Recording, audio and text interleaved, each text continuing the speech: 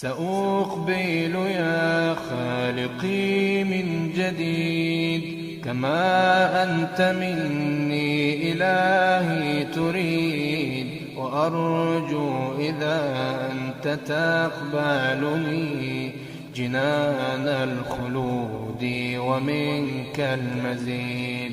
عصيتك ربي فأمهلتني وتسترني رغم أني عنيد، لأنك ربي غفور ودود رحيم بكل الورى والعبيد.